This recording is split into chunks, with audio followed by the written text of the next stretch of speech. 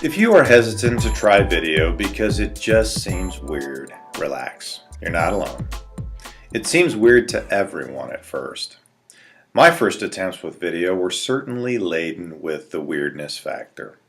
I'm 53, and I did not grow up accustomed to shooting a selfie, so it was really weird for me at first.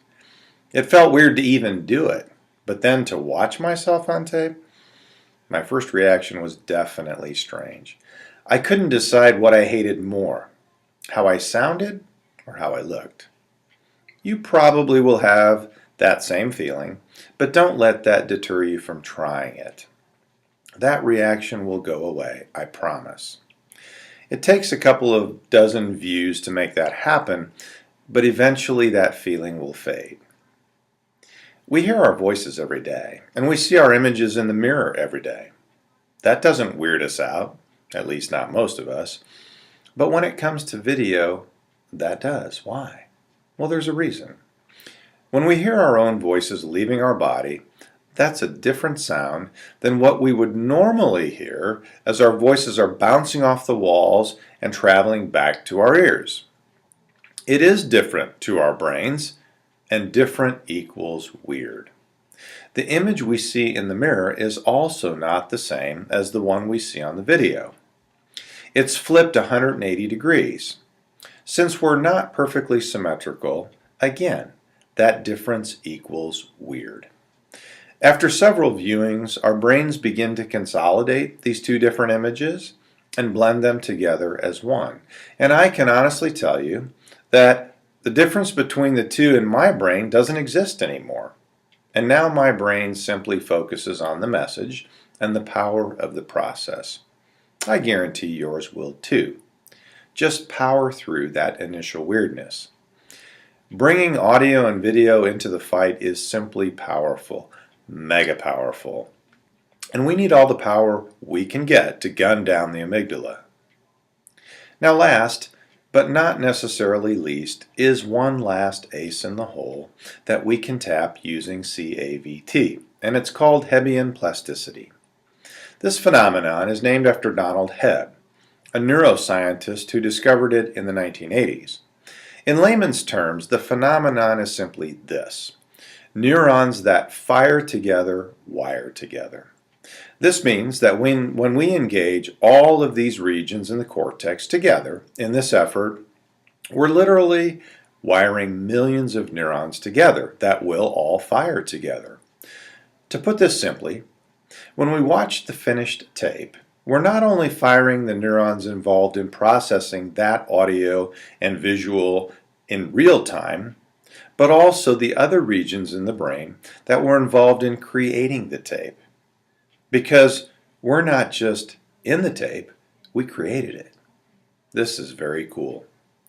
By using this method, we're virtually recruiting and coordinating an effort that involves the entire cerebral cortex firing in unison to bring down the stronger and faster amygdala. And that, my friends, is how we win the war and keep going strong for good. One final thought before I close this segment addresses this question. How many times do I need to watch this tape? The answer? Until the amygdala goes quiet. Quiet enough that the cortex can be heard loud and clear at the moment we need to hear it. Which, in this case, is after we've skipped a workout and the amygdala is screaming at us to just give it up, you big fat loser. Okay. So really, how many times might that be? I'm going to suggest 10,000 thoughts. But before you get too freaked out about that number, that's only 10 thoughts on a 1-minute video viewed 10 times a day for just 100 days. 10 minutes per day for just a bit over 3 months. So why 10,000? Two reasons, really. First, it's an extrapolation of a statistic used by Malcolm Gladwell in his book Outliers. In this book, Malcolm studies the amount of practice that it takes to become an outlier, an anomaly, a phenom in a chosen field.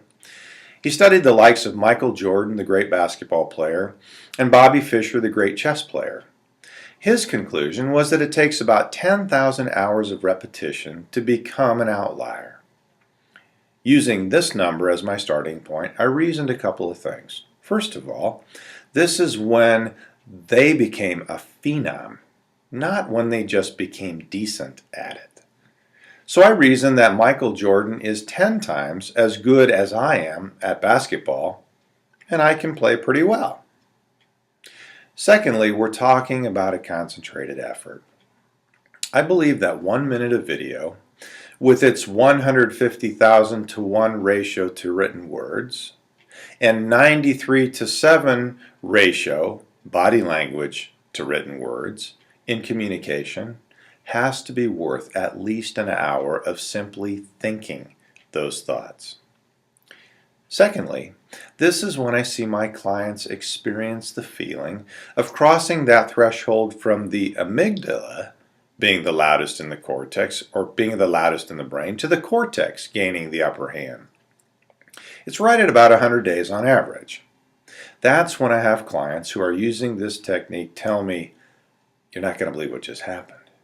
I missed a workout, and I started to feel bad about it. I heard myself thinking, 'Here you go again. You're such a failure. You might as well just quit.' And bam, out of nowhere, I heard the thought, 'Wait a minute. This isn't failure. This is just a normal part of the process. You're not a failure. You're a success. Look at all the days you have worked out. Work out tomorrow. You're going to feel great. The triumph will be awesome.' And then this second set of thoughts just smoked the first. And by golly, I got up in the morning, I worked out, and felt awesome." So, if you are starting off strong, or you're getting ready to start off strong, grab your pen, computer, phone, and get busy writing down the thoughts that usually precipitate that familiar fade to black. They may be similar to the ones I've listed, or they may not be. We are individuals. We have to find our own set. Get busy editing these thoughts and working them into a list of antonym thoughts. Thoughts that you can use to narrate your own personal 1-minute preemptive selfie. Get brave and shoot yourself a video. Critique it. Reshoot it. Shoot it until you get it polished. Really sell that message to yourself. Then sit back and listen. 10 times a day. 100 days. Really quite a small price to pay to keep going strong forever.